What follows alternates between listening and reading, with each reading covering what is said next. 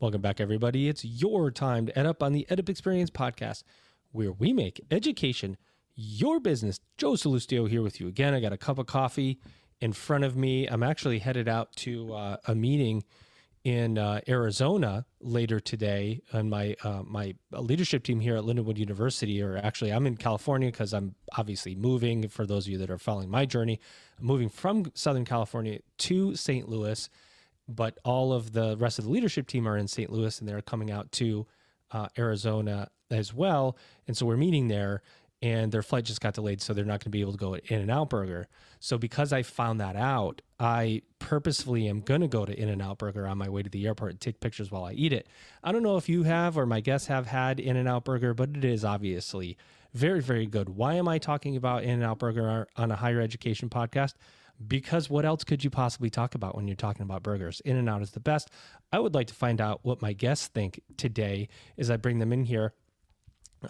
This is the part of the episode where I tend to just kind of bloviate a little bit and talk about things. But I would encourage all of you, if you would not mind, of course, to head to www.edupexperience.com. Can't even say my own website, right? Where you can go and you can find categories of all the episodes that we've done over time and find things that satisfy your listening pleasures. Self-gratuitous plug. Please visit and support us. We are trying to interview as many people as possible. And in fact, our president series is now like 145 college and university presidents. And we're like, can we do 200 before the end of the year? So we keep challenging ourselves, and Elvin keeps scheduling me more and more podcasts. We have a great combo of guests today, and we're going to talk a lot about college and access and all things that we need to be talking about. And I want to bring them in right now. Here they come. Ladies and gentlemen, we have Chandra Scott. She's Executive Director at Alabama Possible. Chandra, how are you? I am great. It's exciting to be here. Thank you so much. Absolutely. And of course, also with us, the VP of Communications and External Affairs at IHEP, Piper. What's going on?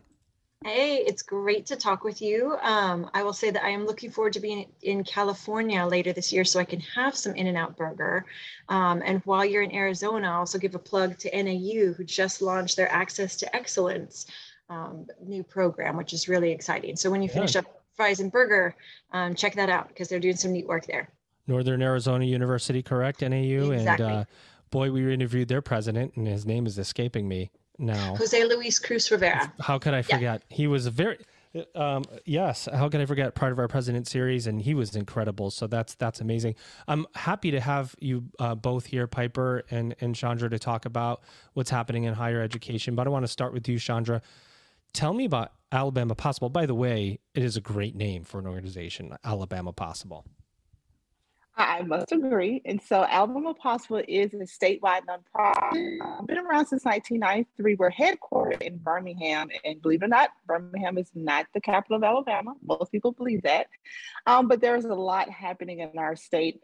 And I have to say, Alabama Possible's role and the core work centered around our mission is just breaking barriers to prosperity. And that work is done through advocacy, collaboration, and education, which is what we're talking about today. So, Piper, we're here to talk about degrees when due. So let's start with the most obvious question, Captain Obvious here. What is degrees when due? It is a really exciting initiative, and we just released our final report last Monday, May 2nd. It is a college completion initiative that is really designed to help people across the country realize their higher education dreams and to strengthen the nation's workforce and to build a fair and just country, like all the things that we want to see. And we were doing that with the participation of almost 200 institutions across the country from 23 states. Amazing. Really focused. It really was focused on identifying students who had needed to stop out and then bringing them back in and supporting them over the college completion finish line. And the things we learned along the way were absolutely amazing. But before I say anything further, I do want to make sure that I give a shout out to all the people who were part of this initiative. I am the one left here talking about it, but there were so many IHEPers before me, including Emily Sellers, Jennifer Pokai, Lacey Legwater, Julie Ajink. I always slightly mispronounce her name. I'm sorry, Julie Ajinkia, and Leanne Davis, who are our superstars working on this initiative. And it would not have been possible without them. Great shout outs. But tell me what you did learn before we move on. What are the highlights of that report? This is such interesting work. What were the big takeaways? Yeah, there are 7 that I really want to highlight. I think that the one that is really eye-opening, and I'll back up for just a moment and share a lot of the work involves something called degree audits, which some of your listeners may be familiar with, and some not as much. But that was digging into transcripts and identifying where students were in their higher education journey. And in some cases, what we found were some students had actually already earned a degree that had not yet been awarded. And if you can believe it, in 1 in 10 cases of students who had a degree audit through Degrees When Due, they had already met the requirements for an associate or bachelor's degree, but the degree had never been conferred, which is just remarkable, the 1 in 10. For many of those students, the only barrier between them and their degree was not a matter of learning or skill development. It was something bureaucratic, like incomplete paperwork or holds on their accounts. And so that was just remarkable. They'd done the work already to earn the degree, but it hadn't been awarded.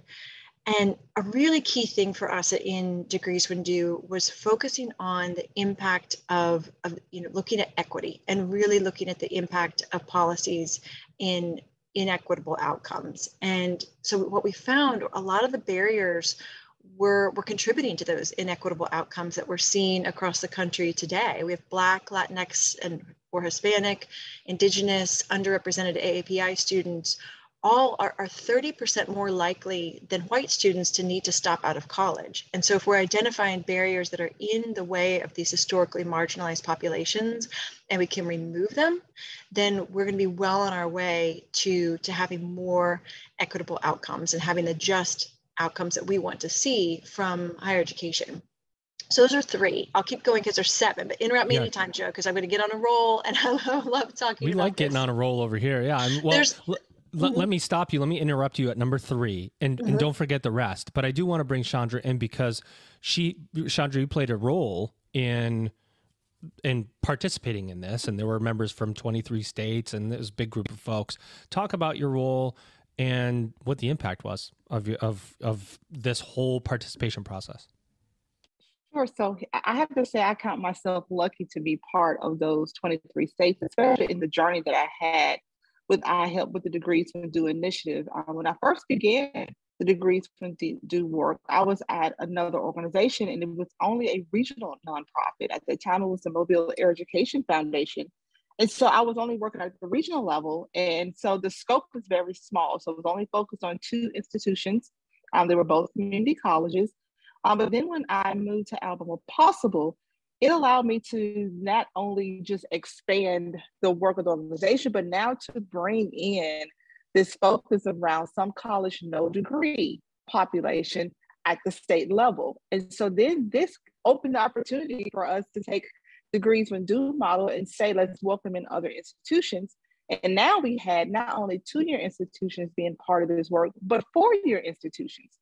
And so I have to say that having that experience at the regional level really gave me the eye opening that I needed to understand some of the things that Piper just talked about. What were the barriers to the some college no degree population? Those who were so close to finishing, what stopped them? What caused them to stop out and not be able to be re-engaged?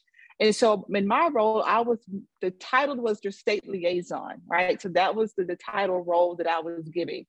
But really, it was just for me to really be a good listener to those institutions that were involved in the work. Because to me, they are the champions. They are the ones that were the boots on the ground, re-engaging the students, doing those exhaustive degree audits, sometimes without the proper technology to do so. So it was more of a manual process. But I was the one that got to be the good listener and then to be their voice when they were sharing what the challenges were, what the gaps were, and being able to go back to iHelp and say, here's what I'm hearing from them, and connecting them with national experts to help them, either hone their skills of communicating to the that targeted population, really understand how to do more work around degree maps that are more targeted for adult learners. Whatever the target need was, I would have to say I was privileged to really be that pivotal point in the wheel to not only hear, but then elevate their needs and could be the connector for them to the resources that was going to help make their students successful. Let me, before Piper, you get back on your role of going through 4 through 7, because I do want to hear the rest. I want to ask you, Piper, you said 30%, what was the stat? 30% more students, Latinx students and Black students, 30% more likely to stop out? Yes, than white students. Than white students. Why? Let's talk about the whys, right? Oh, because my that's goodness. a big chunk of folks, and I'll ask both of you what you think. That's a great question. I'm trying to figure out how far out to zoom in thinking about this. I mean, I think we need to look at the bigger history of higher education and frankly, of this country. You know, the system that we see today was not built for the students that we have today. And I'm encouraged by the fact that there is so many more students now enrolling in higher education. We're seeing folks who are not from privileged backgrounds, as we saw back in the day, who, you know, and let me be clear, you know, that the system originally was set up for people who were very wealthy, people who were white, and people who were men. And that's, you know, just a reality if we go back and look at our history. And now we need a system that is able to serve all students. And in that, I'm including, you know, students who were historically shut out, Black students, Latinx, Hispanic, Indigenous, underrepresented API. We have students who are veterans, students who are currently parenting, students who are caretaking, students who are, you know, and I almost heard myself say the word non-traditional age, but I don't want us to even be using that word anymore because traditional is so outdated. It is everybody. I mean, it is truly everybody. And I know Chandra connected us with a student who had gone back to school and studied alongside of her son at the same time and earned their degree, you know, years after she had stopped out, right? Because of a, you know, pregnancy and needing to raise her child. So it's just, I mean, any combination you can think of now, it's out there. And so we need to have our institutions, our system set up to support everybody. Chandra, what do you think? Why are students of color or lower economic backgrounds more likely to stop out at a 30% increase? Sure. So I have to say Piper's on target there. I don't like to necessarily lay the cause and effect at the feet of the individual. It's more of a systemic issue. Just in Alabama alone, I know there were like over 62,000, some college, no degree population across our state. But then when you start to look at our institutions who were re-enrolling or re-engaging adult learners, but how many they were completing, the ratio between Black and white students is still vast. The gap is definitely there. And so there's so many layers to that. It's hard to kind of give this concrete one sentence answer as to why it's such a gap. You have, you know, income disparities. You have what I like to call under-resourced families. So they're doing the best they can with the resources they have. And so they have to be very strategic. And sometimes going back just isn't the right time. And one thing I have to say that I'm sure we'll talk about more in this call is that a lot of these students who want to come back, it's not the desire is not there. There's usually some type of debt left behind that they don't have the money to cover right now to be able to come back. And so to me, again, this is an institutional era. If you have a student who wants to come back and wants to finish that degree, why would you let a few $100s be the barrier, you know, to them being able to come back or access their transcript to further their education? So again, to me, it's such an onion to peel back many layers as the cause that leads to the effect of such a vast gap between, you know, who's being able to be re-engaged and who's not across all states. And so to me, this is an issue that we have to really address at the policy level. This is not, I feel like a discussion that we have to figure out, well, how do we message ourselves better? How do we target students of color better? They want to come back. There are various barriers in the way. And so I feel like leaders in this field have to figure out what policies, and just like Harper said, the bureaucracy that's in the way, that's preventing those populations from finishing what they started. Piper? Yeah, and I really appreciate that, Chandra. I mean, just to clarify, if I suggested for a second that any of the blame is at the feet of the students, I did not mean to suggest that at all. I think that— no, not at all. I just like to be clear that in my explanation, that I just feel like we have to make sure we shift the narrative to showing that there's institutional barriers for these individuals. Sometimes childcare is an issue, transportation is an issue. How do we build systems in place to support those students with those type of needs? When you think about a student that's in high school, we make sure they have every support. If they don't have transportation, we get them bused to school. If they don't have food, we make sure they get lunch and breakfast while they're at school. So why don't we take that same mentality for adult learners? Like, what are supports that are needed so they're successful? Because in the end, the communities, the regions, and the states win, because now we have an upskilled citizen in our state who can now take on jobs and careers that remove, could possibly break generational poverty in their family. We want to make sure that that's the whole goal here, is to put them in a position to get jobs that are sustainable, that make them promotable, that puts them in a position to access dollars that they have never been able to access before, that provides a stable income for their families. Level up. Yep. No, I think you both said the same thing. Go ahead, Piper. Well, we talk a lot at IHEP about higher education being a pathway to a better living and a better life. And so I'm grateful now that we're on a podcast and not TV, because I've turned into a bit of a bobblehead. I'm just sitting here nodding along with everything you're saying, Chandra. I mean, completely agree. Hey, everybody, head over to www.edupexperience.com, our website, where you're going to find all of the episodes that we've recorded categorized so that you can ensure that you're spending your time listening to the podcasts that are most important to you. You're going to see the reviews of our podcasts, the shows in our network, our partners, and a section on starter episodes. If you're new to the EdUp Experience, listen to those starter episodes and get a feel for how the podcast has evolved over time and our impact in the world. www.edupexperience.com. Let me ask you guys a question, because I used to ask all the time, like, to people, what do you perceive as the value of a college degree? And I'd ask all the presidents that, and I ask everybody that, and everybody has a different perspective and so on. But the bigger question is this, especially as we're talking about students from a lower economic background. We're talking about, to your point, Chandra, you're talking about generational wealth, okay? And it's not just about getting an education to get an education. For students of color, for people who are in lower economic background, they're doing to change their whole life. It's not like you have a master's and you go in doctoral because you get the choice and you're already making $100,000 a year, right? We're talking about people that are changing the lives of their lives and the people around them.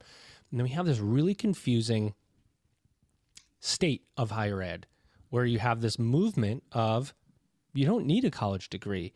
The college degree doesn't provide you value. There are other ways to become upskilled, and it may not be the best path forward for you.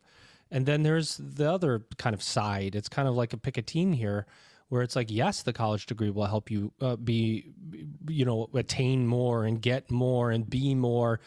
But there is noise around the value of a college degree. And it's really interesting because we talk about access. This is a very long question, but I wanted to set it up right. We're talking about access and increasing access to higher education. And simultaneously, we have messages coming from within higher education and around higher education that you shouldn't get a degree because it's not worth it anymore. And it's very, very confusing. And you think about a student who is from a lower economic background, how do you even make a choice when you have someone telling you, yeah, go to college, and somebody else telling you, no, it's not worth it? I mean, how do you get your arms around that? I guess that question is to both of you guys, because this is something that I think is really serious for us in higher education to deal with. I'll be glad to jump in on that one. So we hear that noise here in Alabama as well. But I always tell people, and ask people to always think about who's the messenger in that message that says it's not worth it anymore. Find out, does that person have a degree? Because, sometimes you have to really be careful how you set people up to give this general message that, a higher education degree doesn't hold value anymore. And usually people who are saying that probably have much higher level degrees. But it's gotten them to the place where they need to be. Now, I'm not saying everyone has to have a higher ed degree, but when we look at the trajectory of where jobs are going, there are entry-level jobs that don't require.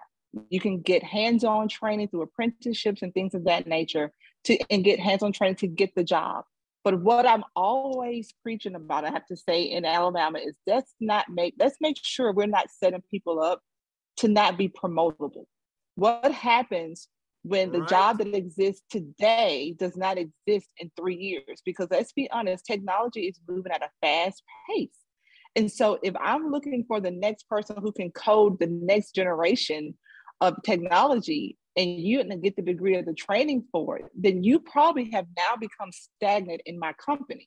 So I'm looking for the next bright, shining penny person that comes in with that training. And most likely that person holds some form of degree or credential that understands this new technology. And so I always want to remind people that this is a constant phase of continuum. It's a continuum of learning.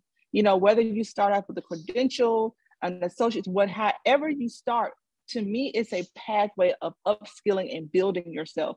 Even if you start without a degree, but I do not believe in the narrative of putting out there for the masses that higher education or training in any form, it has no longer any value, because we all see how careers have shifted. Look at the pandemic. Look how many people left the entertainment and hospitality business and have now did at-home training, upskilled themselves, and now may live in Alabama, but has a job that's located in California and making a bigger salary. But because they took the time to do a training, upskill themselves, get a certificate or a degree, because then now they had the time, then, so to me, it just takes away, to me, it hurts those individuals when they hear that type of narrative. It discourages them to do something they probably are thinking about doing. But then when someone comes along and says it holds no value, to me, you should always kind of do, I said the Dr. Phil question, well, how is it working for you now? You don't have the higher education. Do you have the career of choice and the income that your family needs? If the answer is no, consider what that next level can do for you. But you have to be strategic about it. Do not get credentialed in something in a job that's not even in your state, especially if you can't afford to relocate or find a remote job to hire you in that. So there are various pieces to that puzzle that I think a lot of people just like to just throw out this blanket statement, oh, a degree is no longer value. You're right. If I have a degree in something that's no one's hiring for in my state or where I'm living, you're right. It has zero value. But if I get trained in something there's a high demand in the workforce need and there's a gap in need, then I become a high commodity. And so I just think that people really have to be careful, how they're narrating themselves, because it does, to me, target certain populations. I just think that you have to really watch who the messenger is when you hear that, and look to see what letters are behind their name. Because to me, they probably have taken the time to upskill and degree and credential themselves, but now they're telling everyone it's not worth it. And so I'm going to get off my soapbox on that one, but I will say that you do have to watch who the messenger is. But I think it's a dangerous, dangerous narrative when we're wanting to say that we want to increase the value of our citizens in the United States. Then you hear other narratives, but we want to bring ourselves back up on the chart of having the best and the brightest for the workforce, where we don't have to outsource everything again. We can't get to that if we tell people training themselves and upskilling themselves is of no value. Piper, you have any thoughts there? And then I want you to hit your 4, 5, 6, and 7 top lines from your report. Awesome. Will do. Well, I agree with all of that, Chandra. I mean, I think for me, if there's somebody who says that people don't need higher education, but they wouldn't say that to their own children, to the people in their family, then I have a hard time taking that advice seriously. I think that what the word that's really striking me in our conversation right now is that word value. And we're coming up on the 1-year anniversary of the release of the findings of the Post-Secondary Value Commission. That will be on May 12th. And that the momentum that we have seen in the field is so exciting. I mean, we are in the third wave when it comes to all things higher education, where at first we focused on access and getting people in the door.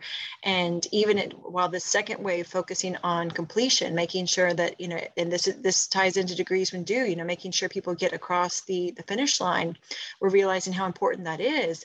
Alongside that, we're seeing it, to whatever they are earning, that credential, that degree has to be one of value. And there's a whole, we truly published more pages than War and Peace in the commission's findings, but the essence of it is that pathway to a better living and a better life, and having the economic and non-economic pieces, having everything that we're really, all the dreams that we think about when we think about higher education.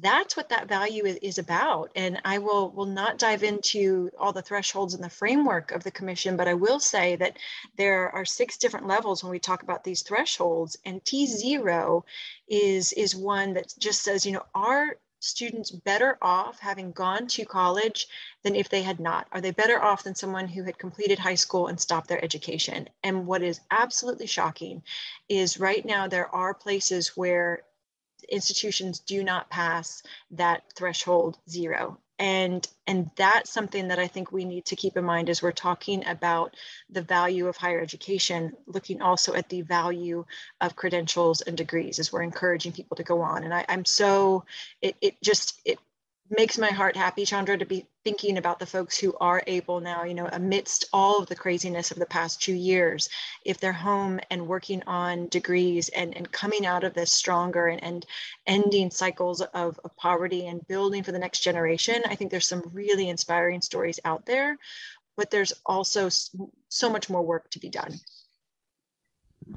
Yeah, that's this is why I love asking questions that are kind of curveballs like that, because first of all, they strike nerves and passions. And when you work in higher ed and we're talking about value, and you work in higher education because you want people to get higher education and increase access and have a better life. And it's hard when somebody says, well, you don't need that anymore. And it's like, really, what? It's almost kind of, I have to say, it's like offensive almost. It's like, really, you want me to turn around and tell students, my own kids, that you don't need to go to college? It's hard to believe that anybody would do that. In Piper, as you talk about degrees when due, and you talk about degree audits, which are confused, very confusing degree audits to understand, to pull off, for institutions to have technology to do those things. So degrees when due, what other themes came out? What are those themes 4 through 7? Degree audits are definitely important, but what are those other themes?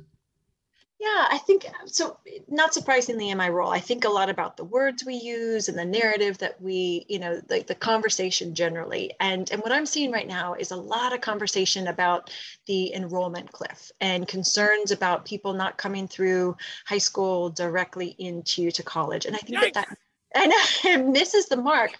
There are millions of people who have already earned or really close to earning a degree and then had to stop out, and they're not coming immediately after high school. I mean, especially we see this with the pandemic, and I'll be curious to see, revised numbers of just how many people do have some college and no degree. And if we're focusing only on that high school pipeline, then we're missing a lot of the bigger picture. And so that's number 4 from degrees when due. We'll get into those degree audits. I know they are confusing. I want to make sure that people don't leave this episode not understanding what they are. But I think the big takeaway from them is the identifying the barriers to completion. What stands in the way? And we found some really surprising findings across different institutions. A course that was well-intentioned, for example, when it was first instituted, and then is kind of outlived its purpose and has become something where, thinking about computer literacy. And if you've got students who are required to take a computer literacy course, and that's the one course that's standing between them and their degree, meanwhile, they've been studying and attending online, maybe that course is outdated. And so with a degree audit, it's a way for institutions to dive into their data and understand their practices and see what is it that's blocking our students from making it across the finish line. And so that was something that was a really helpful tool. I will say the degree audits are incredibly resource intensive. I mean, we need a lot of human capacity, technological and financial capacity to be able to do that. So that leads into some of our recommendations where we're needing to support institutions more to be able to do more of these audits. I think that the last two, and I'll try to be quick, but focusing on the needs of the workforce as well. I mean, it's no secret that we need to have more people coming in and qualified. They're employers who are looking for employees. And this is something when we meet the needs of these students, when we get the degrees and credentials in their hands, we have a more qualified workforce, and that serves everybody. And then the last thing I'll say is that we really found, the practitioners, and Chandra speaks to this and sees this every day, their voices are so essential and they're so missing sometimes from the policy debates. I mean, I would love to bring everybody we talk to in Degrees When Due up to Capitol Hill and have federal policymakers hearing from them directly. And so that's something that it really became clear to us in the course of this initiative, how many more connections we need to be making between what folks are seeing on the ground up to the folks who are making policy at the institutional, state, and federal levels. Yeah, I want to say too, with degree auditing, it's it's a confusing process, and I want to go back to it because this is one of the secret things in higher ed is that you could have a student progressing towards a degree, and the decisions that you make in normal operations of running a college or university, like, for example, canceling a course or changing electives, can dissuade, disrupt a student's pathway towards graduation. And that's why you'll see, and I've seen it before, students take more credits than they needed to, have to stop out because a class isn't offered. There's all sorts of things that create interruption. And a degree audit allows you to look forward, at least, to say, okay, let's avoid these interruptions for the student. Let's get him the quickest pathway possible towards attaining this degree, despite our internal operational decision making. What do you both think about that? Because I think that's one of the missing parts of a degree audit is, yeah, we want to look forward and say how the student's going to progress and complete, but we always have to remember that our internal decision making at a university or higher education institution does affect every student's pathway, right? So we have to be cognizant of that. Absolutely. And I have to say, in being able to witness the institutions who are part of this work in Alabama, you hit something spot on, is that a lot of the changes that can be made don't require taking it to the federal level. It literally requires a meeting of the faculty, the deans, and deciding, oh, well, this really isn't making sense, or we'll realize this is the class that's really clogging up the artery of completion. And let's understand why. Really doing this more internal reflection and making adjustments internally. And I have to say, a couple of institutions I have seen do an amazing job at that in Alabama. I'll give one example. I hate to start naming institutions and not naming all, but one in particular I have to really talk about, well, two really, it's Jacksonville State University, University of South Alabama. They really got strategic about their degree audits. They didn't use it just to figure out who to re-engage, but they did use it for those really internal reasons of looking at what courses were most of the stop-outs happening, which courses had the higher failure rates, and to understanding, because sometimes this isn't a student issue. It could be the timing of the course. It could be a particular faculty member that could be the problem. All of these things can be identified in a degree audit. It's not just about saying, oh, who should we talk to, or who should we send a letter to say, come back. What's the point of them bringing them back if you're not going to give them the right supports to get them through? And so I think that's what degree the audit should first start with. It should first be the line of defense of to identify what do we need to do internally to change the way we function. Someone gave the best example around, re-engaging adults, and I'm going to have to steal it. They said it's just like, you run into your ex-boyfriend and he wants a second chance. Yikes! And you're sitting there thinking, oh, do I go back? I am single. I'm not sure what to do here. He was okay, but he had some flaws, but he's telling you he's corrected himself. Access denied. Do you? Absolutely. So, you try to figure out, okay, do I give this boyfriend another chance? Do I re-engage an institution? Because the first time didn't feel right for me. The degree audit should help when that person makes a decision to go back.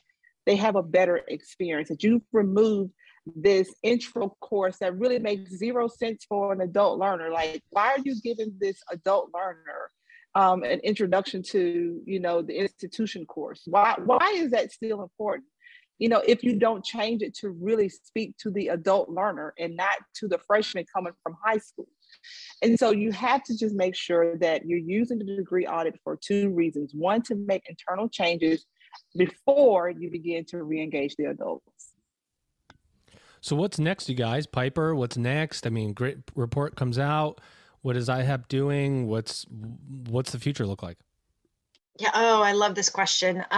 We are looking at ways to take all of this learning from the past 3 years, and then building on initiatives before that, and say, where can this continue, and how can we help this continue?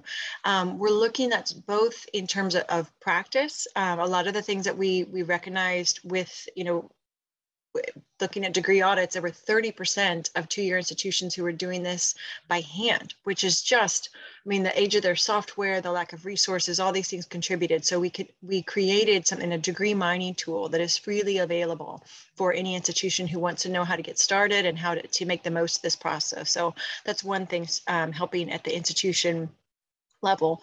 We're also looking right now, there's a lot of conversations around more funding for completion, including at the federal level. And so we're going to continue our call alongside many of our partners in the field to fund, let's put our money where our mouth is. If we want to see prosperous communities, if we want to see a strong workforce, we have got to invest in college completion. And then a number of other things that are coming up that we have working behind the scenes. So stay tuned, and I look forward to sharing more about those soon. So you're not going to share them here exclusively on the EdUp Experience podcast at this time? That means I got to have you back again, Piper. Yes. And I will say, if there are funders out there that are interested, if we've piqued your interest, and there's more of this that you want to see out in the world, I'll share my contact info in the show notes. Yes. So a question to both of you to the end of the episode. Chandra, I'll start with you. What do you see as the future of higher education, and add anything about Alabama Possible that you'd like to? Sure. I would say the future of education, especially in Alabama, I have to say I am proud to see the shift in the conversations and how we're starting to break silos down. There's no longer this finger pointing, between higher ed and K-12 and workforce of who's to blame for the inputs and the outputs. Now they're all coming together saying, so what do we need to do to meet the demand of our state? We have an attainment goal of having 500,000 highly skilled and credentialed Alabamians by 2025. Y'all, we're 3 years out. And so here we are in the dilemma of what do we need to do to make sure we hit that mark. But I have to say, what I'm loving that I'm seeing is that now everyone has truly aligned themselves around that attainment goal. So that was helpful to have this big, hairy, audacious goal that everyone kind of aspires to work towards. But what it has done around for the some college no degree population, it has really brought together, I would say, the business and industry with our 2 and 4 year institutions, especially our 2-year institutions. They are really now seen as the hub in our state of being the place to re-engage and bring adults into the space of learning and upskilling themselves. Now, I have to say, I spoke earlier about the barrier, the financial barrier that exists. It is real, it is vast, and it is really impacting a lot of people in our state to not be able to come back. And so right now, Alabama Possible is leading on this effort to introduce a debt forgiveness policy across our state. And so we're calling it the stranded workforce, because that's what they are. They want to upskill themselves. That's a great way to say it. Thank you. And to really get into a better workforce situation, but they're stranded. They can't get there because there's a hold on their transcript. They can't go back to the institution, because the institution says, until you pay this $500, library fee, you can't come back. And so, but I want to be clear that the debt is not on loans. It is not a federal debt. These are institutional debts that have been left behind. And we have got to figure out how to really be smart and be reasonable, and helping them to be able to overcome that debt by allowing them to come back, and we find a way to forgive that as they matriculate through. And so that is really, I have to say, it's really the work of Alabama Possible right now in that space. And I have to say, without the supports and the foundational grounding that iHelp gave us through Degrees When Due, I can for surely say we will not be positioned to really go full throttle on this work. Because of our partnership with iHelp, we have the resources, we have the experts and the tools that have really informed our institutional leaders to understand what are the impacts of being able to do this work. To be honest, what's the bottom line? Because that's what they care about, the dollars. What's the ROI for them to being able to re-engage adults at their institutions, and the impact that it has not only for them, but for the workforce. And so I have to again just thank iHelp for really being leaders and bringing a spotlight to this work, because I have to say, for a long time, this was not a big conversation around the some college, no degree population, and they have made it that with many other partners. And so the fact that they're still driving it, even at the federal level, is very helpful, because it allows people like me who are at a state level to be able to connect to that broader voice and bring in those practices into our state to really increase the potential of Alabamians, and how they can now say that I can take part in a workforce that will help end generational poverty.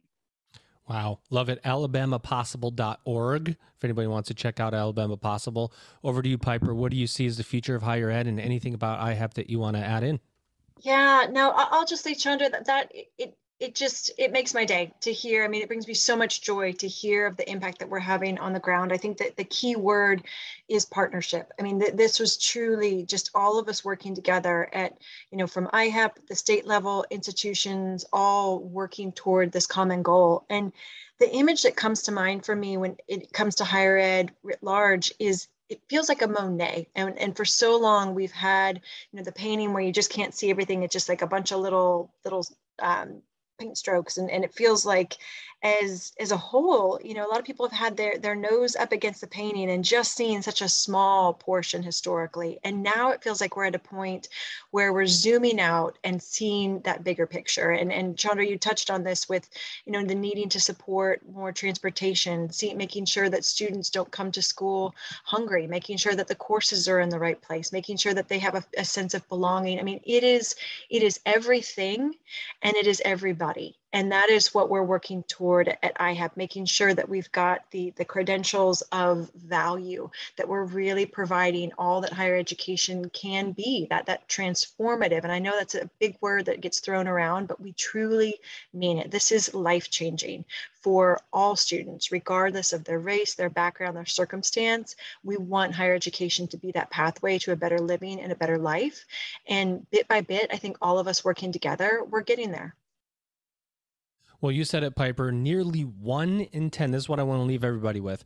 Nearly 1 in 10 students who received a degree audit through Degrees When Due had already met the requirements for an associate's or bachelor's degree, but that degree was never conferred. That is a scary stat. Something that we need to focus on as higher education professionals to make sure students get those degrees, that we are conducting degree audits. Because boy, if you were that one person, how upset would you be if you didn't get that degree but had met all the requirements? So you guys are doing incredible work at IHEP, at Alabama Possible. Of course, ihep.org is where you can go for the Degrees When Due tool and report. Thank you for joining me, ladies. It's been an incredible conversation. Listen, It's been a lot of fun. Enjoying this. Yes. And thanks for the awesome sound effects. You're welcome. Speaking of which, My guest today, of course, Chandra Scott. She's Executive Director at Alabama Possible. And we also have the Vice President of Communications and External Affairs at IHAP, Piper Hendricks. Ladies, how was your EdUp experience today? This was a lot of fun. I could talk to you every day, I think. This was an amazing way to spend my lunch. Yes. All right. Well, we can do that, guys. Ladies and gentlemen, you've just EdUp'd